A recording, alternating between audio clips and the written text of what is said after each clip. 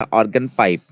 अगर मैं organ pipe की बात करूँ तो organ pipe is a pipe which is made up of metal would sometimes with glass. कहता ऑर्गन पाइप क्या है सर? एक पाइप है जो किसका बना हो सकता है? वो मेटल का बना हो सकता है, वो वुड का बना हो सकता है, और कुछ टाइम वो ग्लास का भी बना हो सकता है। अब हम ऑर्गन पाइप की बात करेंगे कि ऑर्गन पाइप फर्दर कितने तरह के हैं। तो हमारे पास ऑर्गन पाइप फर्दर दो तरह के हैं। एक ओपन ऑर्गन पाइप है और एक क्लोज्ड ऑर्गन पाइप है। अगर मैं ओपन ऑर्गन पाइप की बात करूं तो आप यहाँ पे देख पा रहे हो इस डायग्राम के अंदर कि ये मेरे पास एक ऑर्गन पाइप है जो दोनों तरफ से ओपन है, इधर से भी ओपन है और इधर से भी ओपन है, एंड इसके खुले हैं। तो मैंने यहाँ मेंशन भी किया है कि बोथ एंड्स आर ओपन। और क्लोज्ड पाइप की अगर मैं बात करूं कि क्लोज्ड पाइप क्या होते हैं, तो इसका एक एंड क्या है यहाँ पे दिखाया हुआ है, बंद है। दोनों एंड नहीं बंद होते हैं बच्चे, सिर्फ एक ही एंड बंद होता है। इसको बोलते हैं one and is closed, only एक एंड ही क्लोज है और एक एंड ओपन है, तो इसको क्लोज्ड ऑर्गन पाइप बोलते हैं। अच्छा, अब आओ हम बात करते हैं यहाँ पे क्लोज्ड ऑर्गन पाइप की। तो इसमें हमने पहले एक चीज जाननी है कि क्लोज्ड एंड क्या होता है एंड ओपन एंड क्या होता है। जो क्लोज्ड एंड होता है उसको बोलते हैं डिस्प्लेसमेंट नोड बोलते हैं, और जो ओपन एंड होता है उसको बोलते हैं डिस्प्लेसमेंट एंटी नोड। नहीं समझ में आया? अब आओ समझते हैं। मेरे पास क्या है सर, यहाँ पे एक ये आपके पास क्लोज्ड ऑर्गन पाइप है जो इधर से बंद है, इस तरफ से क्या है वो बंद है, ठीक है। और ये जो ये पॉइंट है, इधर का जो पॉइंट है, इसको हम बोलते हैं नोड। क्या बोलते हैं बच्चे? नोड। और इस पॉइंट को जिधर ओपन है इसको हम बोलते हैं क्या? एंटी नोड बोलते हैं। अच्छा, अब मेरी बात एक चीज और यहाँ पे सुनो, जो यहाँ पे एंटी नोड पे सर जो डिस्प्लेसमेंट होता है वो होता है मैक्सिमम। ये आपको पता होना चाहिए। यहाँ पे डिस्प्लेसमेंट मैक्सिमम होता है और यहाँ पे नोड पे जो डिस्प्लेसमेंट होता है वो होता है जीरो, ठीक है। और एंटी नोड पे जो डेल्टा पी है वो होता है क्या? जीरो। और नोड पे क्या होता है? डेल्टा पी होता है मैक्सिमम। क्या होता है? मैक्सिमम होता है, ठीक है। ये जानकारी आपको होनी चाहिए। सर कैसे होती है ये चीजें, अभी हम लोग डिस्कस करते हैं। और नेक्स्ट हम डिस्कस करते हैं कि फंडामेंटल टोन क्या होती है और फर्स्ट हार्मोनिक क्या होता है। अगर फंडामेंटल टोन की बात करूं तो जैसे मैंने यहाँ पे बात किया पिछले लेक्चर में, इसको क्या बोलता हूँ? नोड। और इसको क्या बोलता हूँ मैं? एंटी नोड, ठीक है। सबसे पहले हम यहाँ पे एक एंटी नोड ड्रॉ करते हैं और यहाँ पे हम लोग नोड ड्रॉ करते हैं। ये हमें पता है, ऊपर से जो लाइन आ रही है इसको बोलते हैं एंटी नोड, और जो नीचे से लाइन ऊपर को जा रही है इसको बोलते हैं क्या? नोड, ठीक है। अच्छा, मैं क्या करता हूँ आपको इसको क्लियर कराने के लिए, इस लेंथ को मैं कंसीडर करता हूँ क्या? L length. क्या कंसीडर करता हूँ? L length. अच्छा सर, हमने प्रीवियस लेक्चर में प्रीवियस टॉपिक में ये पढ़ा है कि जो एंटी नोड होता है और नोड होता है, इनके बीच का जो डिस्टेंस होता है ना, किसके बीच का? एंटी नोड और नोड के बीच का डिस्टेंस होता है वो क्या होता है? लैम्डा बाय 4 होता है। क्या होता है बच्चे?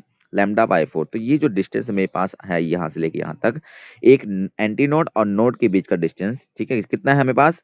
लैम्डा बाय 4 है।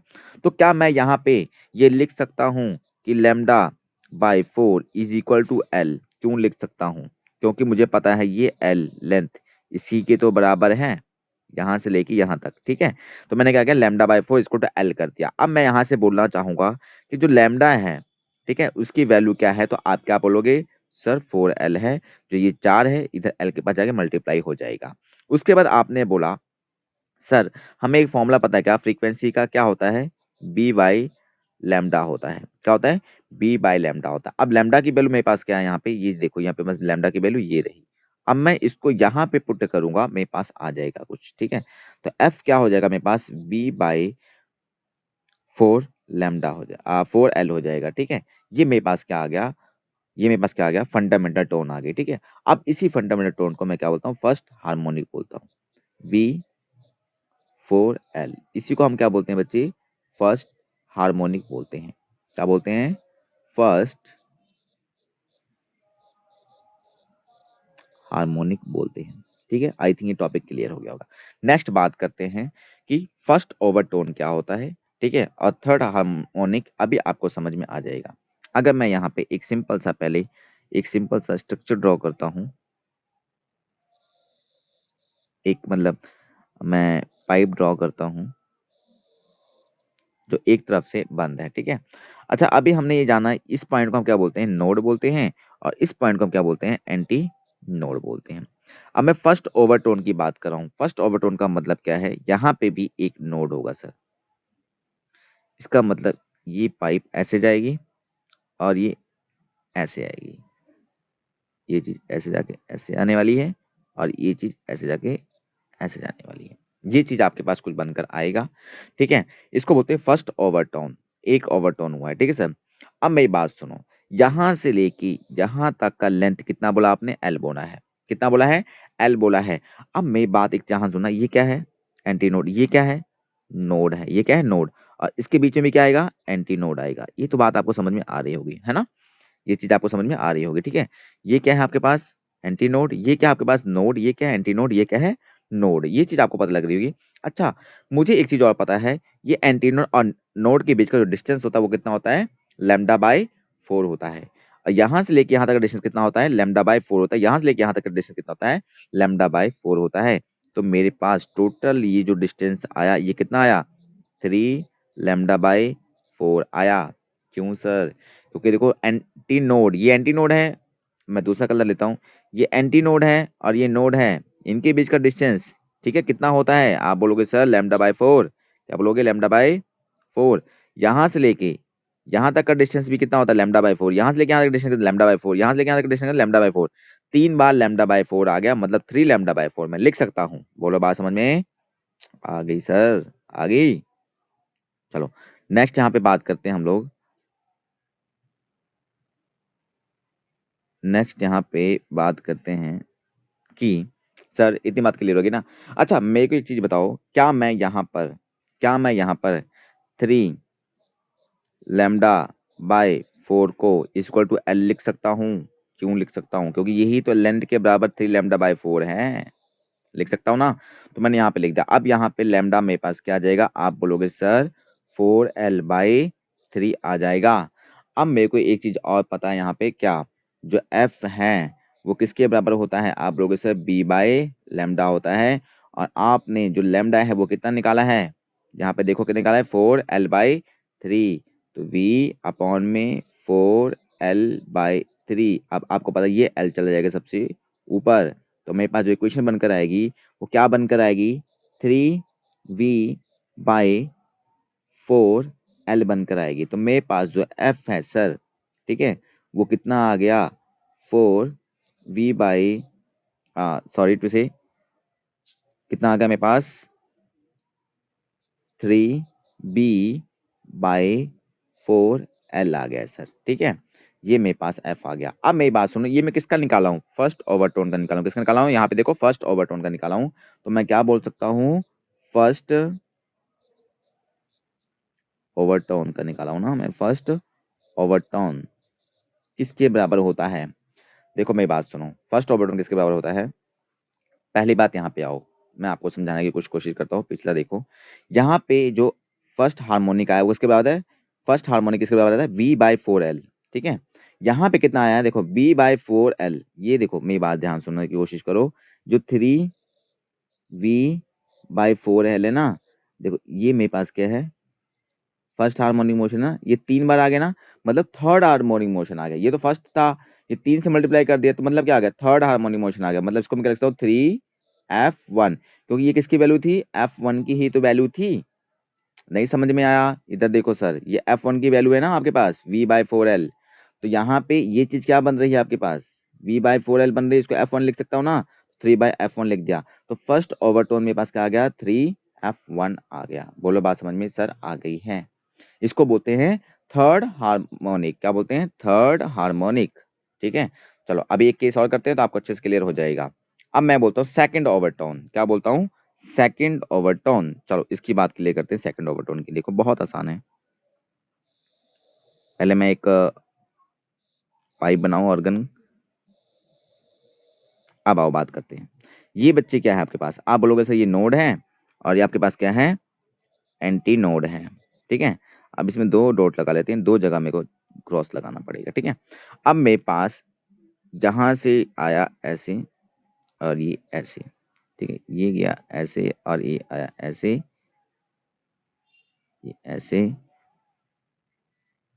ये ऐसे, ये गया ऐसे, ठीक है। ये मेरे पास बन गया। अब मुझे एक चीज बताते जाओ, जहां जहां पे टच हुआ है उसको हम क्या बोलते हैं, नोड बोलते हैं। मतलब वहां पर डिस्प्लेसमेंट क्या है, 0, इसको नोड बोलते हैं। और ये वाले जो सेंटर के पॉइंट रहेंगे इसको क्या बोलते हैं, एंटी नोड। क्या बोलते हैं इसको, एंटी नोड। बोलो बात समझ में आ रही है सर, आ रही है ना, कोई गड़बड़ तो नहीं हो रहा। अब आओ बात करते हैं, यहाँ से लेकर यहाँ तक का लेंथ कितना होता है, आप बोलोगे सर एल होता है, ठीक है। अच्छा, यहाँ से लेकर यहाँ तक का डिस्टेंस कितना है, हमने माना एल, तो वो किसके बराबर होगा।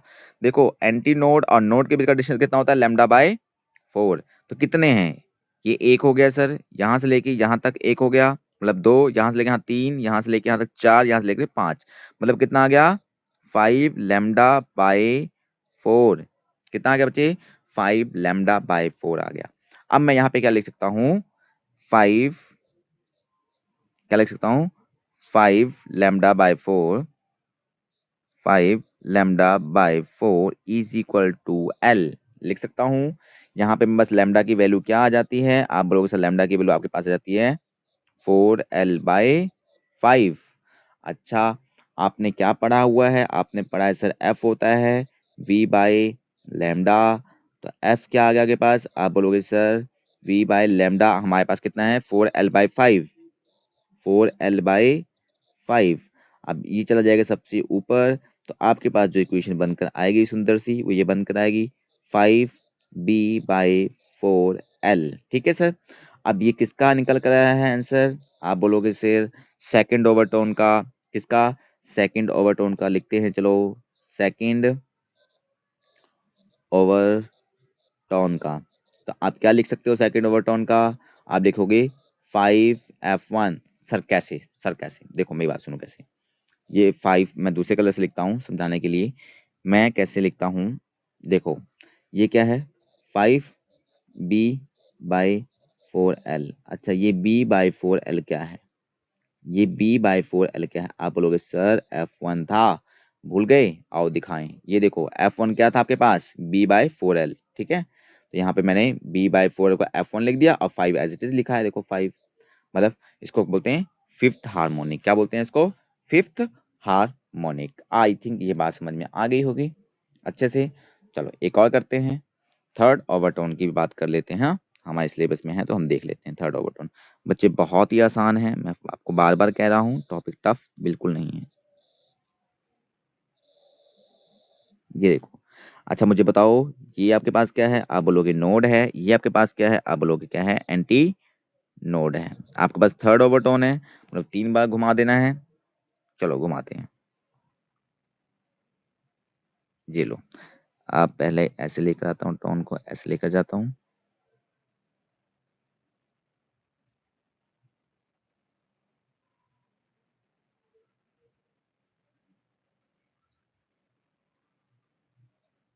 कुछ ऐसे बनता है ना। ये आपके पास बन गया। अब आपको पता है जहां जहां पे चीजें टच हुई हैं वो क्या कहलाएंगी, नोड। ये चीजें क्या कहलाएंगी, नोड कहलाएंगी, ठीक है। और इसके बीच में ये एंटी नोड, ये बीच में एंटी नोड है ना, ये बीच में एंटी नोड, ये तो हमें क्लियर हो गया सर।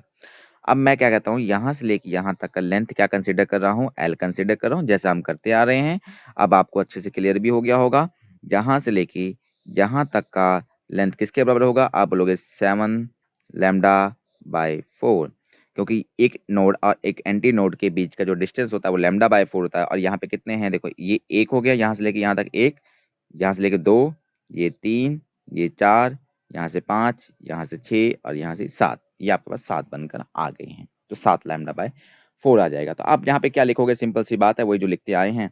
आप यहाँ पे लिखना क्या चाहोगे, 7 लैम्डा/4 इज इक्वल टू एल। अब लैम्डा की वैल्यू यहाँ पे क्या लिखना चाहोगे आप, 4l/7। अब आई थिंक ये बात आपको समझ में आ गई होगी। अच्छा एक चीज और ध्यान पे दे, यहाँ पे तो हमने अभी तक क्या पढ़ा, आपने पढ़ा है एफ किसके बराबर होता है, एफ किसके बराबर होता है, v/लैम्डा के। तो यहाँ पे मैं डायरेक्ट लिखता हूँ, लैम्डा की वैल्यू क्या है 4l, मतलब 7v/4l आ गया। अब ये किसके लिए निकाला आपने, आप बोलोगे सर ये तो हमने निकाला है थर्ड ओवरटोन के लिए निकाला है, किसके लिए निकाला है आपने, थर्ड ओवरटोन के लिए निकाला है ना आपने, ये थर्ड ओवरटोन के लिए निकाला है। तो आपके पास क्या निकल कर आ गया, आपको आप समझ में आ गया होगा, क्या निकला 7f1, क्या निकल के आया 7f1, ठीक है। मतलब सेवंथ हार्मोनिक। आपने यहाँ पे एक चीज ऑब्जर्व की होगी, क्या इसमें इवन नंबर नहीं आए, जितना भी हमने सॉल्व किया है उसके अंदर इवन हार्मोनिक नहीं हुए हैं, सारे के सारे ओड हुए हैं, ठीक है। देखो 7 पिछले में 5 है, देखो 5 है ना, ये देखो 5 दिख रहा है ना, यहाँ पे देखो 3। अब आई थिंक ये बात समझ में आ गई होगी। और नेक्स्ट बात करते हैं, लास्ट लास्ट ये बच्चे फंडामेंटल टोन। आपने फर्स्ट हार्मोनिक क्या निकाला है, F1 B/4L निकाला है। अब फर्स्ट ओवरटोन में आपने क्या आंसर निकाला था, 3F1 निकाला था, सबको याद है। और सेकंड ओवरटोन में क्या निकाला था आपने, सेकंड ओवरटोन निकाला था 5F1 निकाला था। और थर्ड ओवरटोन में क्या निकाला आपने, 7F1 निकाला था। और एन के लिए आप क्या निकालोगे, देखो मेरी बात सुनो, एन के लिए कैसे निकालोगे, मैं फॉर्मूला लिख देता हूँ सिंपल सा, 2n+1 और यहाँ पे F1। कैसे सर, देखो इसमें n की वैल्यू कितनी है फर्स्ट, अगर यहाँ पे n की वैल्यू फर्स्ट पुट करते हो तो 2 + 2 + 1 3, ये देखो 3 आ गया ना अपने पास। अगर सेकंड लेते हो तो यहाँ पे n की वैल्यू अगर 2 भरते हो तो 2 दूनी 4 + 1 5, तो ये 5 निकल कर आ जाता है आपके पास। अगर थर्ड भरते हो तो 3 दूनी 6 + 1 7, ये 7 निकल कर आ जाता है। ठीक है। अच्छा, इसकी रेशो की बात करें तो आपके पास रेशो जो निकल कर आती है इसकी 1:3:5:7। ठीक है, 1:3:5:7। This is very important for your numerical case. ठीक है, तो आपको मैंने बता दिया। इसके अंदर आपको क्या नजर आ रहा है, इसके अंदर आप कहना चाहते हो कि सर इवन जो है ना, इवन हार्मोनिक जो है ना आपके पास वो मिसिंग है। इवन हार्मोनिक क्या है सर, वो मिसिंग है।